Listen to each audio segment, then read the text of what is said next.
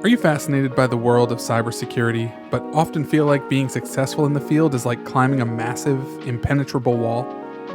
Like you need some kind of secret code or superhuman strength to even get your foot on that first foothold? Well, it's time to grab your gear and get ready to climb because you've tuned in to Scaling the Wall, the podcast that breaks down the cybersecurity journey into manageable steps. I'm your host, Will Brooks. Each week, I'll be your guide as we talk to the real people who are living and breathing cybersecurity every single day. We'll hear their stories, learn from their experiences, and gather those golden nuggets of wisdom they've picked up along the way. No jargon, no hype, just real talk about what it takes to build a successful career in this exciting field. So whether you're a student just starting out, a career changer looking for a new challenge, or a seasoned pro wanting to stay ahead of the game, listen in as we scale the wall of cybersecurity together.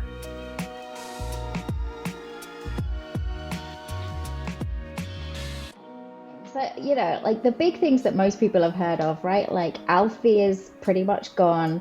Lockbit is going a little crazy. Like we've seen them being taken down, coming back. Now they're sort of back, but with sanctions, which is going to make it really hard for payments to go through to them.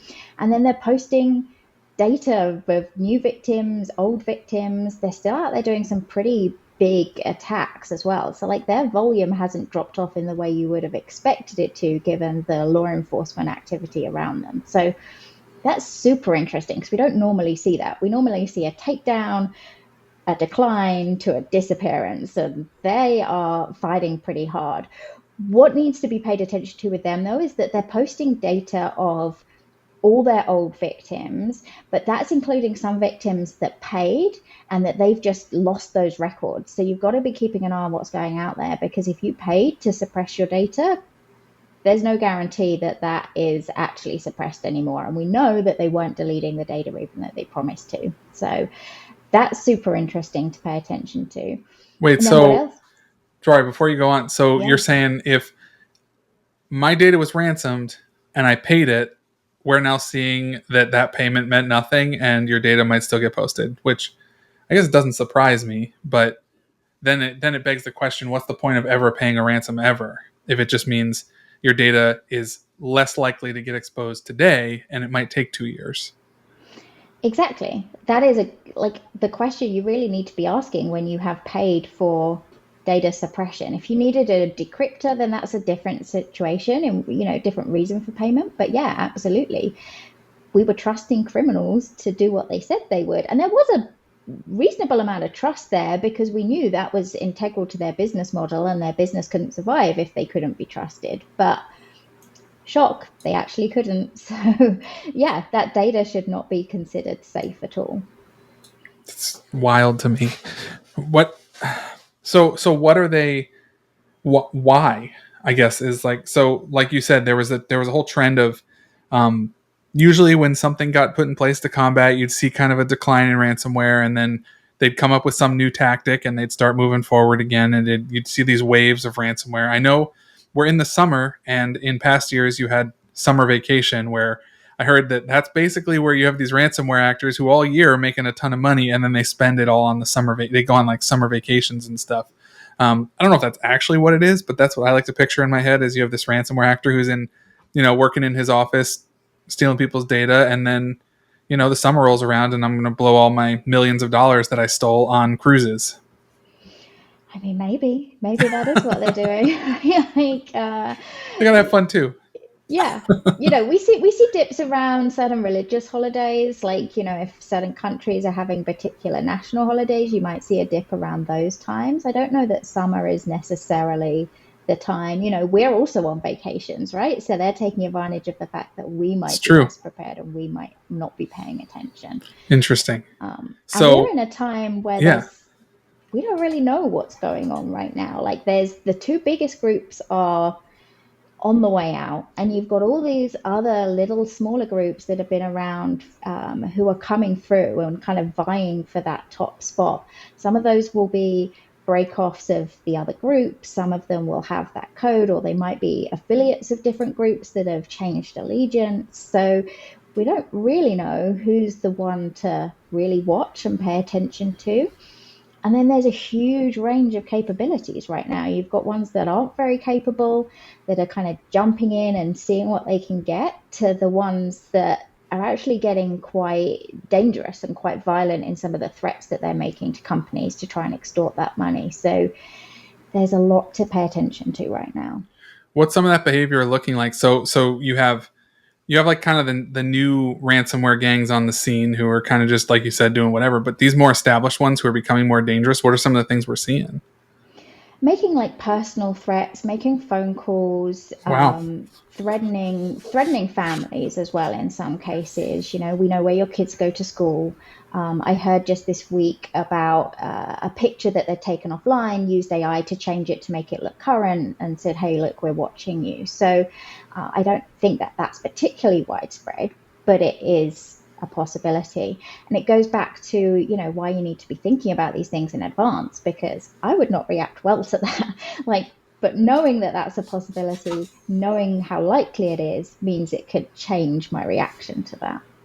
So I guess I don't want to do a whole episode right now on artificial intelligence, but do you see ransomware gangs starting to utilize that more intensely, not just for like, I know when it first came out, Chat GPT, people were like, "Oh, threat actors can use this to write emails that sound more legit." And it's like, well, yes, they can do that, but it seems like there's a lot more they can do too. Are you seeing that? There are these reports, right, of these cases with deep fakes, faking voices. They're isolated, smaller incidents right now. I think we see their language skills improving, so there probably is some AI in there. And I think pretty recently we saw like one of the first cases of malware being used that clearly had some hallmarks of AI in it. It was kind of explaining why certain bits of code were where they were. So it seemed pretty obvious that AI had been used for that. So it's giving potentially those lesser skilled threat actors access that they didn't have before. So then you get some unpredictability. What sort of so AI aside, what sort of tactics are you kind of seeing today that, or do you think these ransomware groups are clinging to that are more successful than others? Maybe. It's a really good question because a lot of the data you'll see about activity of ransomware groups comes from who posted what on their leak sites. And a leak site is really an admission of failure. This is the company that I didn't get to pay me. So it doesn't necessarily tell you who is better or worse because they're the ones that didn't do very well. But most of them are sticking to the same things, right? They're encrypting or they are extorting, exfiltrating data and extorting for that, or they're doing both. But exfiltration of data is far more common than it was a few years ago. And that puts an issue for companies straight away, right? Straight away, you need to know what they have. There's a burden on you to go find that out. And then you need to know what you need to report on and how. So those are the two kind of pretty standard things that you'll see across all ransomware cases. Do you find they're doing more like, I guess, do you see the standard kind of phishing attacks still more common than the spear phishing stuff where they're literally targeting specific businesses? Like the way I kind of think of it, sometimes it feels like when you get an email that's clearly just a phishing attempt, whether it's got a link in it or it's saying, "Hey, send me your phone number." It feels very like it almost feels like a cold call from a solicitor just trying to get someone to bite their product, right? I mean, it really feels similar versus spear phishing, which like the deep fake, that whole CFO deep fake that happened, that was in the news, right? That seems like you have to dedicate a lot of time and resources to that type of attack. So are the more kind of successful ransomware gangs, are they kind of staying more in the general phishing stage? Like what are we seeing in that regard, or what are you seeing? Yeah, I mean, they got 25 million out of that. I'd dedicate some time for 25 million, True. right? Um, but yeah, most of them follow a pretty standard pattern. They are finding something that is visible, that is easy to exploit. That's what they do. They move across your network, exfiltrate your data, deploy ransomware. Like pretty standard. But like, are the majority, are they trying to fish, or are they actually just trying to exploit vulnerabilities? Like, I guess that's the with ransomware. I know, like, so like the Verizon DBIR report, or that's redundant.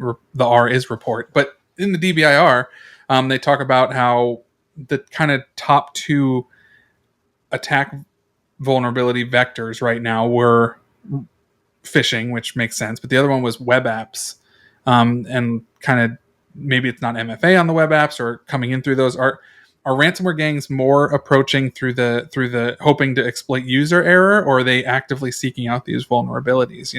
It's where's their time better spent?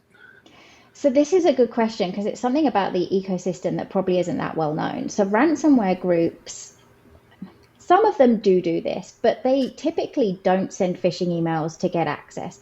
They either have their own tools or they buy access to your networks. They buy your credentials and then they go in maybe through your VPN because they've got the credentials to that.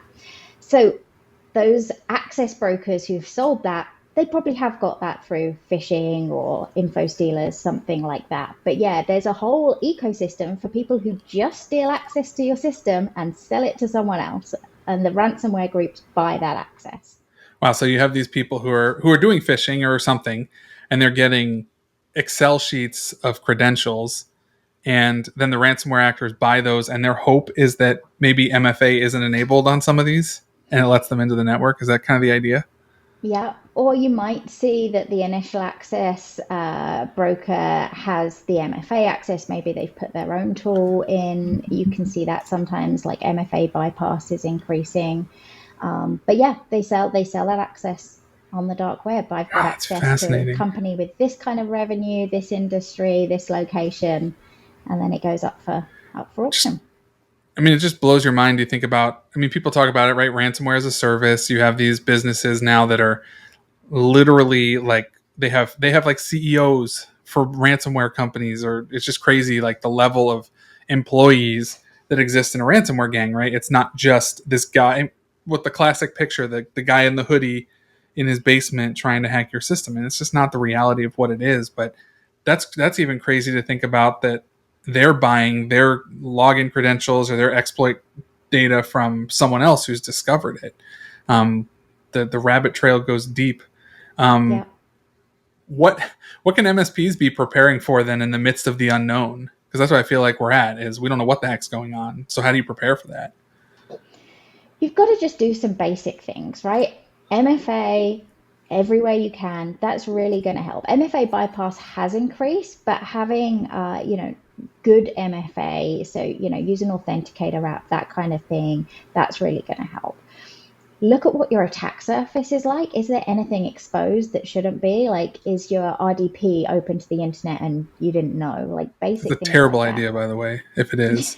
Yeah. Like, who? But sometimes people just don't know, right? Like maybe it got installed, someone left, no one else knew it was there. Like these things happen.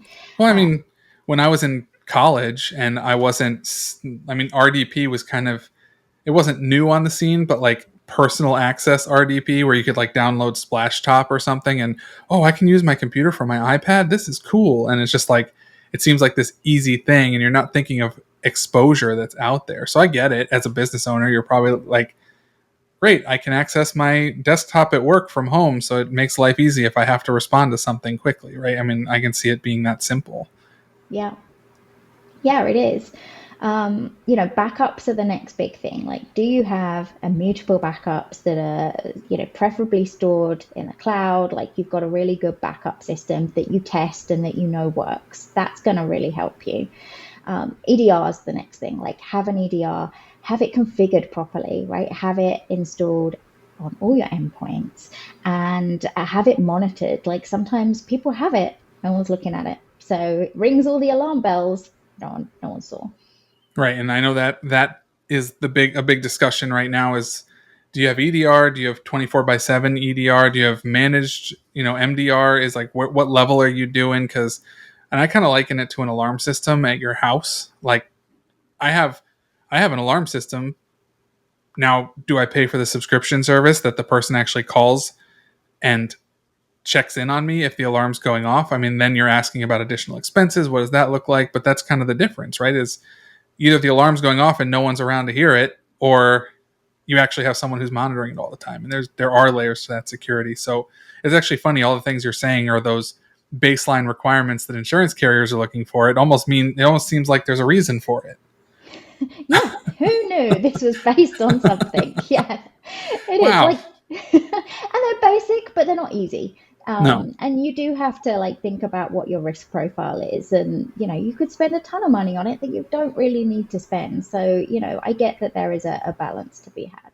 No, But definitely. yeah, do the basic things. You're going to be far ahead of a lot of other people. Chances are they'll move on to an easier target. Yeah. I mean, that makes a lot of sense. If they have to put up a fight to get into your system, is it really worth their time? Yeah, exactly. When the person next door is a far easier target. So, Yeah. and maybe when we get to the point where everyone has this baseline, then we're going to have to worry about different things. They will change their tactics. They will change their capabilities. MFA bypass wasn't something we'd have talked about 5 years ago because no one had MFA. Like, Right. things will change. But yeah, if you can get yourself to a baseline standard, then you're going to be in a much better place. So MFA bypass, I mean, I'm familiar with it on some level, but on like, are there specific levels of MFA that are better than others that's causing this? Like, what would allow a ransomware actor to bypass MFA, other than maybe I know I forget what it's called, like MFA spamming or something, where you just keep Yeah, trying to get them push to, like, I know bombing. that, but are there other tactics they're using? Push bombing is one of them. That's what you're saying there, where you spam it. Sometimes it's timing. So they send you a phishing email, you click on the link, you're expecting to get an MFA prompt, and they're sitting there waiting, and they just take that. That's kind of your like man in the middle type attack. Got So it. timing can be a thing, and then sometimes there is the ability for them to change your MFA or change what device is enrolled in the MFA. So that can happen. So there are like levels of how complex that bypass can get, but some of them are as simple as you just giving it over. Like that user error piece is a big thing. I think the giving it over one, I mean, that's it. And I think what you're saying, it can be so simple for those threat actors to get in, because user error is such a major point of access. I mean, I'm thinking of, this isn't business, this is personal, but like, I have friends who have had their Instagram accounts hacked because they clicked on a link that someone sent them in a message, and now all their credentials were forked over to this, I'm not going to call them a threat actor, I don't know what they are on Instagram. There's some, we'll call them a catfisher or something, but they changed the password, they changed the MFA, they changed the associated email, everything, and now Facebook or Meta's like, nothing we can do, sorry, other than Yeah. report the account and we can close it. Have enough people report it, it's like, and then all your stuff's gone. So to think of that now on the business level, I almost think for MSPs, you have such an easy in to get these controls in place by having those conversations with clients. What's a good takeaway here for ransomware into the future for MSPs? What can they be thinking about? I think keep watching what's happening, because we're right at this point in a bit of a state of flux where we don't know who the main group is. We don't really know how they're all going to respond. Are they going to get more aggressive, more advanced? Are we going to see lesser skilled ones? Are we going to see a divergence of the two? So I think the big takeaway is pay attention and then do some of those basic things to keep you protected. Yeah, that's awesome. Get your client's network to hit those base things and keep up with the news, and don't get freaked out by Twitter.